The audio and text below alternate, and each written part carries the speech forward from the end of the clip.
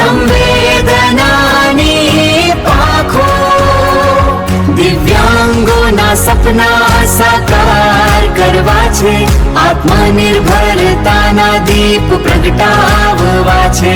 સોનાણી સાહેબનો છે આ સંકલ્પ, બદલાશે હવે સમાજનું માળખું. સંવેદનાની પાંખો.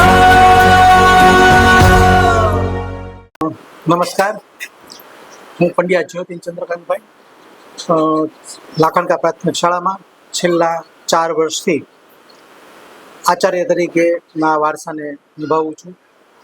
શિક્ષણ એ એક સંવેદનાત્મક પ્રક્રિયા છે જે સંપ્રતમાં સંચરે છે, ભવિષ્યના લક્ષ્યાંકોને સિદ્ધ કરે છે, વિંધે છે. આજે શિક્ષણ એ સ્વને ઓળખતા પારખે છે. શિક્ષણ એ માનવ ઘડતર માટે સર્વસ્વ છે. ત્યારે બાળક પાઠ્યપુસ્તકોના શિક્ષણ પૂરતું સીમિત ન રહેતા પાઠ્યપુસ્તકની આગળ સ્વને ઓળખતા શીખે એ જરૂરી છે. અમારી શાળામાં આ સંવેદના સોસાયટીની સ્થાપના કરવામાં આવી છે.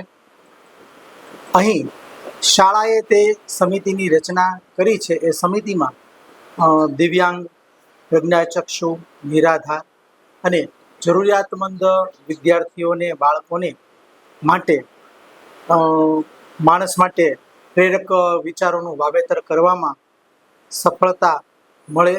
આજે જે વિશ્વ ભૌતિકતાની આંધળી દોટ મૂકી અને માણસ એ બાજુ આગળ વધી રહ્યો છે, તો આ આંધળી દોટમાં માનવતા લુપ્ત થઈ જાય છે.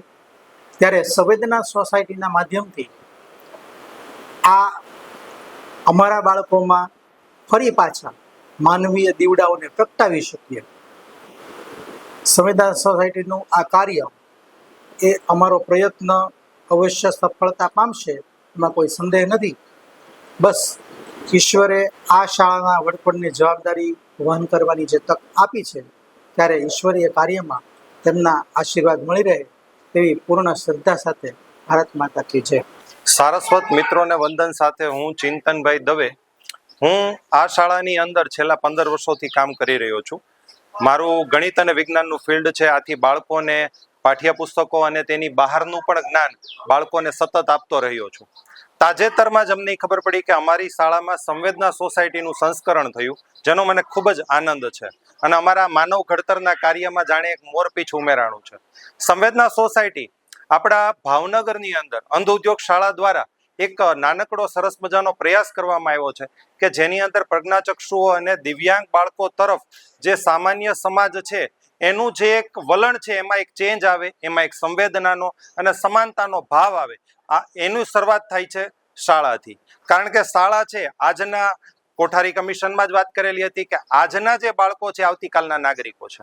તો જો આજના બાળકોને તમે સંવેદના અને સમાનતાથી ભરપૂર બનાવો તો એ આ બાળકો જે છે એ આવતીકાલના નાગરિકો થઈ અને સમાજમાં આવા દિવ્યાંગ અને જેને આપણે કહીએ છીએ કે ભાઈ પ્રજ્ઞાચક્ષુઓ છે, જરૂરિયાતમંદ બાળકો છે, તેના તરફ પોતાની જેવો જ સમાનતાનો ભાવ વિકસે અને એક જેને કહેવાય કે સંવેદનાનો ભાવ વિકસે. એના માટે એક સરસ મજાનું કામ થઈ રહ્યું છે, જેના માટે હું આ સોસાયટીનો પણ ઋણી છું. અને ભવિષ્યમાં આપણે બધા ભેગા મળી અને સરસ મજાનો એક જેને કહીએ કે બાળકોને માટે અને આવા દિવ્યાંગ બાળકો અને દિવ્યાંગ વ્યક્તિઓને માટે થઈને એના તરફ સંવેદના તો દર્શાવે જ, સાથે સાથે એના કામમાં તો કે એક વધારે અગ્રિમતા આપવામાં આવે તેવો એક સમાજ વિકસે, એવું આપણે જેને કહેવાય કે તૈયારી કરશું, પ્રયત્ન કરશું. જય હિન્દ, જય ભાવનગર. આપ સૌને મારા પ્રણામ. હું દેહોરા ધ્રુવી રાજુભાઈ. હું ધોરણ 8માં અભ્યાસ કરું છું. થોડા દિવસો પહેલા અમારી શાળામાં ભાવનગરની સંવેદના સોસાયટીના સાહેબો આવ્યા હતા. ત્યારે અમારા આચાર્યશ્રીએ તેઓને પરિચય આપ્યો હતો અને સંવેદના સોસાયટીના સાહેબોએ સંવેદના સોસાયટીના કાર્ય વિશે જે વાત કરી હતી એ વાત મને ખૂબ જ પસંદ આવી. અત્યાર સુધીમાં આવી વાત મેં ક્યારેય સાંભળી ન હતી. દિવ્યાંગો, પ્રજ્ઞાચક્ષુઓ અને જરૂરિયાતમંદ બાળકો માટેની જે આપણે ફરજ છે તેના વિશે જે વાતો થઈ તે મને ખૂબ જ ગમી છે. મને પણ આ વાત ગળે ઉતરી ગઈ છે અને હું વચન આપું છું કે જીવનમાં તમામ ક્ષેત્રે મારાથી શક્ય હશે એટલી મદદ કરવા પ્રયત્ન કરીશ અને સંવેદના સોસાયટી શાળાના સમિતિનું ગૌરવ બનવા પ્રયત્ન કરીશ. જય હિન્દ, જય ભારત.